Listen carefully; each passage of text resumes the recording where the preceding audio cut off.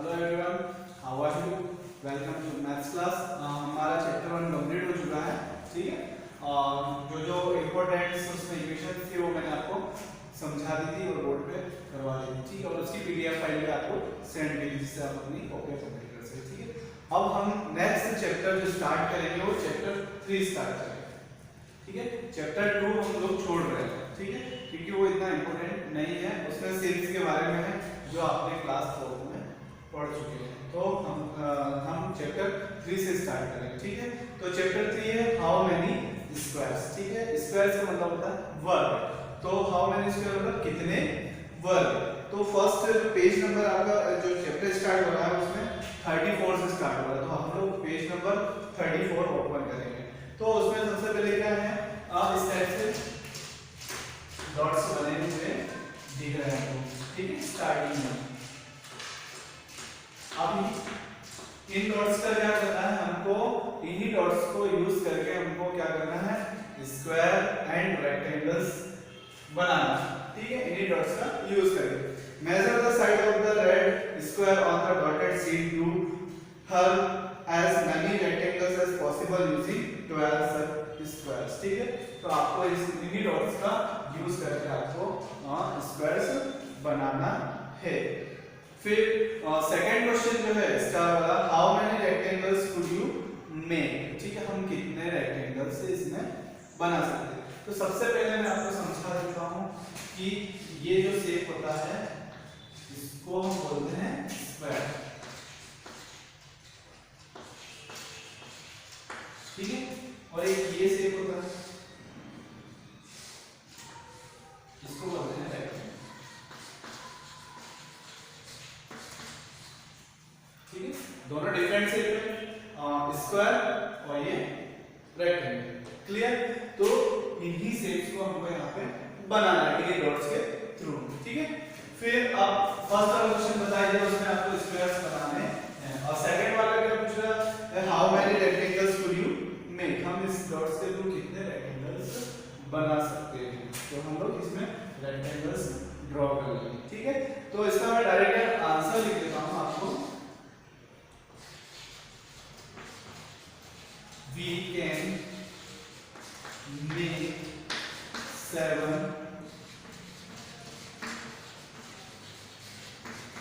rectangles। ठीक है, कितने 7 rectangles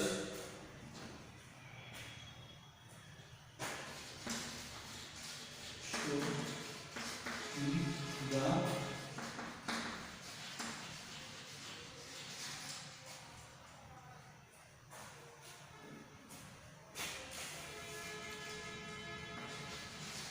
फिगर।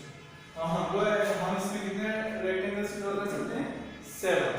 फिर इस टाइप से नेक्स्ट क्वेश्चन है, उसके नीचे देखो, each rectangle is made out of 12 equal squares so all have the same area but the length of the boundary will be different. ठीक है, तो हम लोग इसको सॉल्व करेंगे।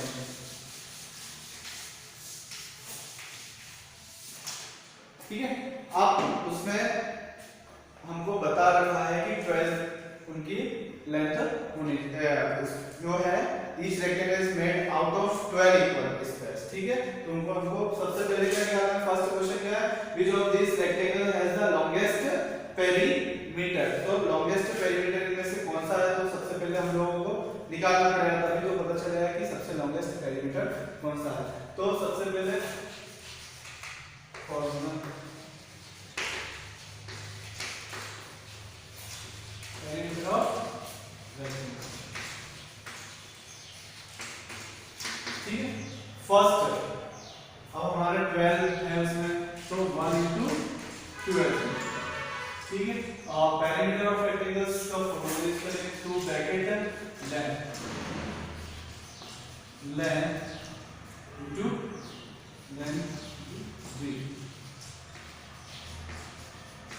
Length plus breadth. ठीक है, अब 2 ब्रैकेट तो 1 प्लस 12। ठीक है, 1 प्लस 12 तो 2 का 2 ब्रैकेट हटाएंगे तो यहाँ पे क्या हो जाएगा, मल्टीप्लाई का सिंबल हो जाएगा। तो 12 और 1 कितना हो जाएगा, 30। तो ये कितना हो जाएगा, 13 2 सा 26 सेंटीमीटर। ठीक है, अब नेक्स्ट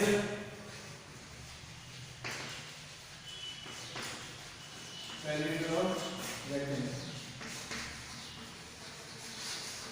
रेक्टेंगल इक्वल, अब फिर अब 12 अंदर 12 होता है। अब नेक्स्ट 2 नंबर कितने का मल्टीप्लाई करेंगे, 12 अपना 12 आ जाएगा तो 6 का करेंगे, तो 2 into 6, क्योंकि 6 2 का कितना होता है 12, तो फिर वही सेम 2 ब्रैकेट लेंथ, अब मैं शॉर्टकट में लेंथ को l प्लस b लिख रहा हूं, लेंथ प्लस ब्रेथ, तो 2 फिर ब्रैकेट लगाएंगे यहां पे, अब कितना है 2 प्लस 6, फिर ब्रैकेट लगाएंगे मल्टीप्लाई 2 और 6 कितना होता है 8, तो कितना हो जाए 8 to 16 centimetre.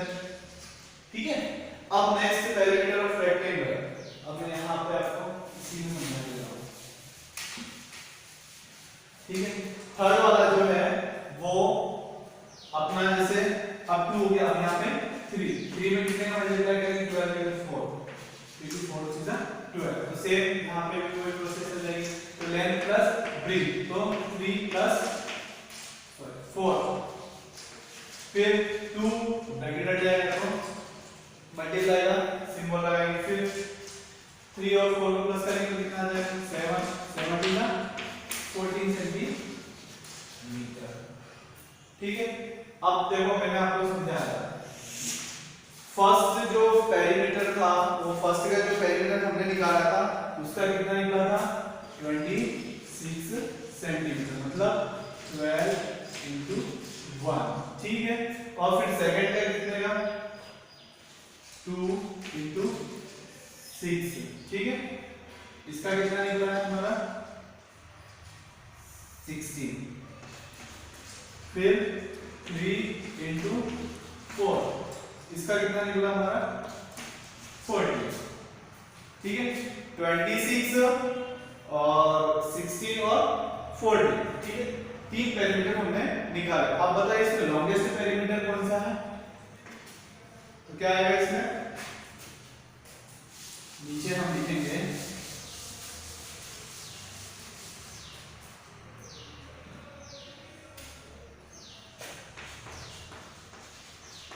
hence the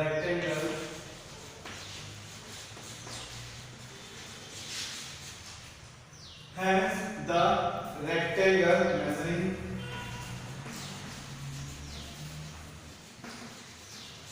measuring, ठीक है, hence the rectangle measuring 1 into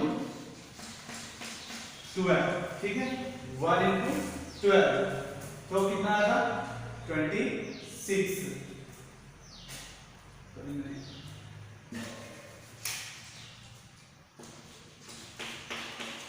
ठीक है,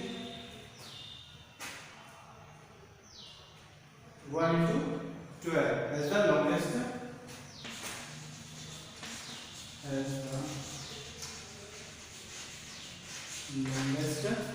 perimeter।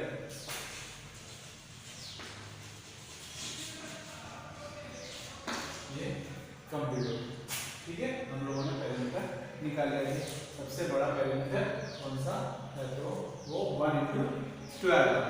अब नेक्स्ट क्वेश्चन जो है, which of these rectangles has the smallest perimeter। और सब सामने जो पेरीमीटर है हमारे ये, ठीक है, सबसे बड़ा तो ये 26। अब सबसे छोटा क्या है 3 into 4, तो इसका आंसर हम कैसे लिखेंगे, तो बता देता हूं।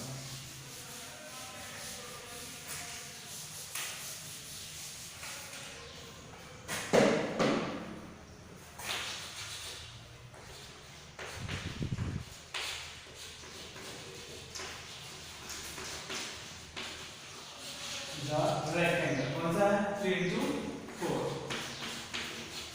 the rectangle 3 into 4 centimeter has the smallest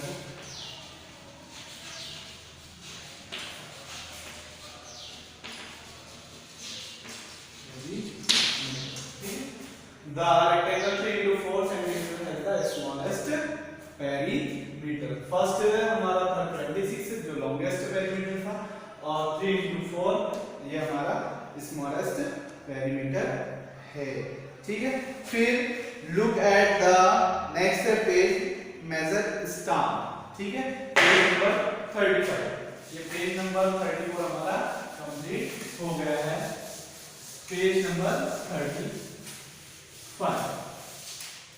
35 में क्या है, how many, look at the interesting stamp. Stamp की पिक्चर दी हुई है हमको, वो stamp the cover 12 square, each square is side 1 centimeter, so the area of stamp is 12 centimeter। ठीक है, तो फर्स्ट जो क्वेश्चन है, how many squares of 1 centimeter side does stamp A cover। देखो A B C D E F ये हमको stamp ऊपर बने हुए दिखाई दे रहे हैं।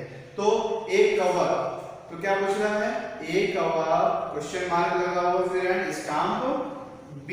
ठीक है, तो सबसे पहले क्या करेंगे हम, एरिया। ठीक है, एरिया का फॉर्मूला क्या होता है, लेंथ इनटू ब्रीथ। ठीक है, लेंथ इनटू ब्रीथ। तो हम लोग इसको स्केल से मेजर कर लेंगे। माना कि इससे लेंथ की 6 है और ब्रीथ कितनी 3 है, तो 6 into 3 कितना आ जाएगा, 18 स्क्वायर सेंटीमीटर। फिर बी वाला है लेंथ इनटू ब्रीथ। बी वाला देखो लेंथ उसकी ज्यादा है, ब्रीथ उसमें कम है, तो जैसे मान लेगा कि लेंथ उसकी 4 है, तो कैसे सॉल्व करेंगे वो मैं आपको बता देता हूं। ए वाला पेज नंबर 35। ठीक है, ए वाला है, how many square of 1 centimetre side does stamp A cover question mark, फिर एंड स्टाम्प बी क्वेश्चन। तो सबसे पहले हम लोग एरिया का फॉर्मूला लिखेंगे। एरिया इक्वल क्या होता है, लेंथ, लेंथ इनटू ब्रीथ।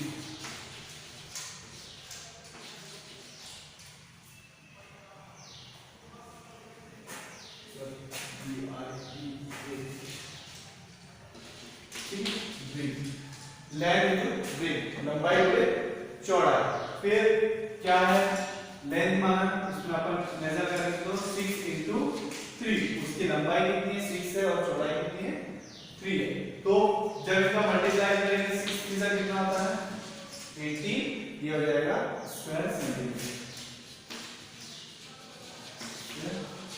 ये ए का हो गया। फिर वो पूछ रहा है स्टाम्प बी, ये स्टाम्प बी है, अब stamp B.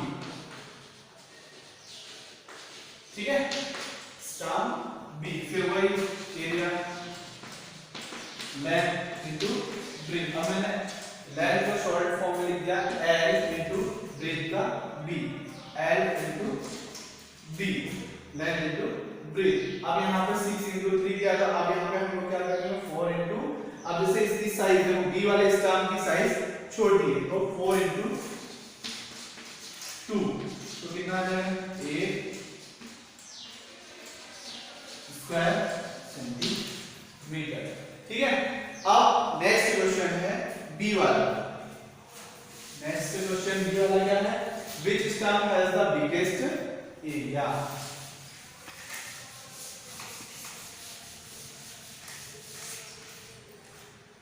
Which stamp has the biggest area. तो हम लोगों ने निकाला, तो स्टाम्प ए, देखो ए का निकाला था, ओ बी का निकाला, किसका सबसे ज्यादा एरिया था, तो स्टाम्प ए। ठीक है, स्टाम्प ए हैज द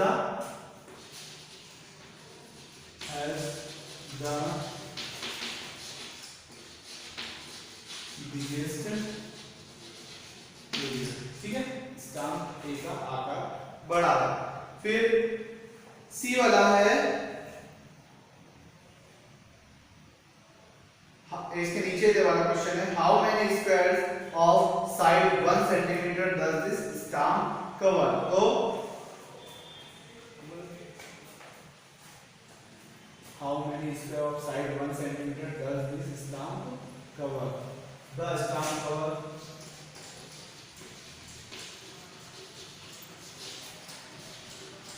ठीक है, the stamp cover 18 square of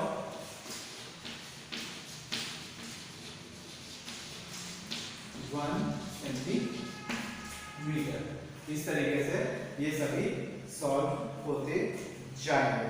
फिर how much is the area of each, how much area of each this stamp square, ये सभी आपको कंप्लीट समझना। वो फॉर्मूला जो बताया है मैंने, area equal length into breadth, ये आपको घर पे करेंगे। अब नेक्स्ट है गैसेस, ठीक है, पेज नंबर 36।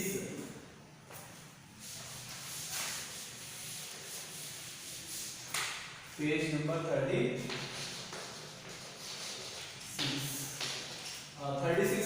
गैसेस। ए वाला क्वेश्चन है, which has the bigger area one of your footprint in the page of this book, ठीक है।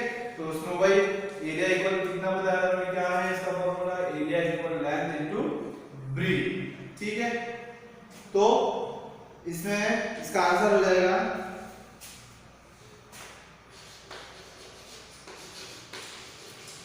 Area equal length into breadth, ठीक है। कितना है, तो 28 इंटू 20। आप क्या करेंगे का मल्टीप्लाई कैसे करते हैं वो मैंने आपको लास्ट वीडियो में आपको समझाया, ठीक है। तो हम यहाँ पे मल्टीप्लाई करेंगे, तो क्या है 28 इंटू 20 करिए।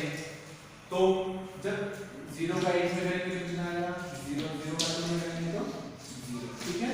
फिर 2 8 का कितना आता है 16, एरिया इक्वल टू 2 4 1 5, कितना है 560, कितना है 560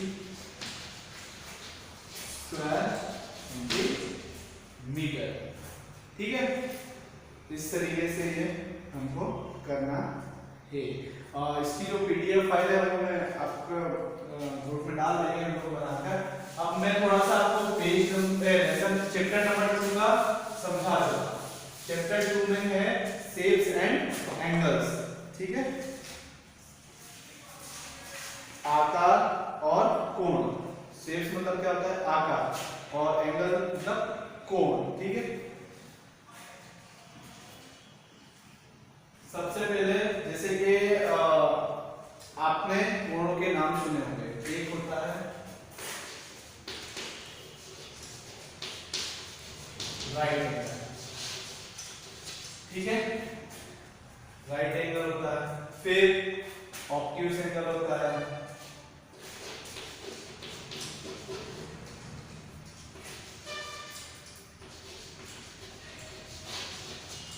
ठीक है, ऑब्ट्यूज एंगल हो गया, राइट एंगल हो गया, obtuse.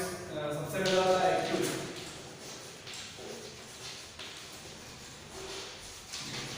Acute, right, obtuse, straight, straight, ठीक है। Acute angle, right angle, obtuse angle और स्ट्रेट एंगल, ठीक है। अब मैं इनको कैसे पता करेंगे कौन सा एंगल है। अब ये मान लो ये हमारा है, ठीक है। अब ये एक मैंने एंगल बनाया, ठीक है, ये एंगल, ठीक है। अब आप ये कैसे पता करेंगे, जैसे मान लो ये है 80 डिग्री, 60 डिग्री, माना कि ये 60 डिग्री का है, तो ये 60 डिग्री। अब मैं पूछूंगा ये कौन सा एंगल है, एक्यूट है, राइट है, ऑब्ट्यूज है या स्ट्रेट एंगल, आप कैसे पता करेंगे। तो देखो जो एंगल, ठीक है, 90 डिग्री से छोटा होता है, ठीक है, 90 डिग्री से कम का होता है, वो हमारा एक्यूट एंगल होता है, भले वो 85 हो, 88 हो या 89 डिग्री का हो, ठीक है। तो वो हमारे एक्यूट एंगल होते हैं। और राइट एंगल जो 90 डिग्री का होता है, ठीक है, ये है राइट एंगल, ठीक है, जो 90 डिग्री का होता है। अब फिर होता है ऑब्ट्यूज एंगल, ठीक है, ये मान ये है ऑब्ट्यूज एंगल, ज्यादा और 180 डिग्री से कम। ठीक है, 90 डिग्री से ज्यादा का होना चाहिए और 180 डिग्री से कम का होना चाहिए। तो वो कौन सा एंगल होता है? Obtuse angle. फिर है स्ट्रेट एंगल। ठीक है, ये 180 डिग्री, जो एंगल 180 डिग्री का होता है उसको बोलते हैं हम स्ट्रेट एंगल। ठीक है, ये हो गया एक्यूट एंगल, एक्यूट हो गया, ये हो गया राइट। ठीक है, और ये हो गया ऑब्ट्यूज और ये हो गया स्ट्रेट।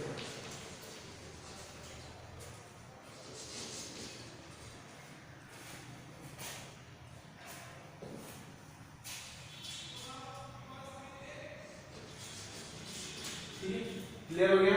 जो एंगल 90 डिग्री से कम का होता है वो एक्यूट एंगल होता है, जो एंगल 90 डिग्री का होता है वो राइट एंगल होता है, जो डिग्री 90 डिग्री से ज्यादा का होता है, ठीक है, मान लिया ये 140 डिग्री का। ठीक है, जो एंगल 90 डिग्री से ज्यादा का होता है वो ऑब्ट्यूज एंगल होता है, और जो एंगल 180 डिग्री का 180 डिग्री का होता है वो होता है स्ट्रेट एंगल। ठीक है, यही शेप्स आपको इसमें दिए हुए हैं। कुछ शेप्स जैसे ये मैंने शेप्स बनाया था। ठीक है, अब ये एक शेप ये है और एक शेप ये। अब ये कौन सा शेप है? ओपन शेप से या क्लोज शेप से? अब ये वाला है, देखो ये क्या है? ओपन है, यहाँ से खुला हुआ, तो ये कौन सा शेप होगा? Open shape. और ये पूरा पैक है तो ये क्लोज शेप हो जाएगा। ठीक है, ये इसी तरीके से इसमें शेप्स के बारे में बताया हुआ है, इसलिए हम लोगों ने ये चैप्टर 2 को नहीं किया है। ठीक है, तो हम घर पर एंगल्स की भी एक बार अच्छे से प्रैक्टिस कर लेंगे। कोई भी हमको एंगल्स बनाने के लिए हम प्रोटेक्टर का यूज करेंगे। कोई भी हमको जैसे 75 डिग्री, 90 डिग्री, 80 डिग्री, जो भी डिग्री का एंगल हमको बनाने के लिए देगा तो हम उसको बना सकते हैं। और उसको कौन सा एंगल है वो बताने के लिए मैंने आपको बता दिया है। जो एंगल 90 डिग्री से छोटा होता है वो एक्यूट एंगल होता है, 90 डिग्री का होता है वो राइट एंगल होता है, और 90 डिग्री से बड़ा होता है वो, और 180 डिग्री से छोटा होता है वो ऑब्ट्यूज होता है, और जो 180 डिग्री का होता है वो स्ट्रेट एंगल होता है। तो आप लोग फेयर कॉपी में भी चैप्टर 3 से स्टार्ट करेंगे और एक बार चैप्टर 2 को रफ में हम लोग एंगल बनाकर देखेंगे। ठीक है, तो जो भी आपको मैंने समझाया है अच्छे से कॉपी में कंप्लीट करना है। Okay, thank you.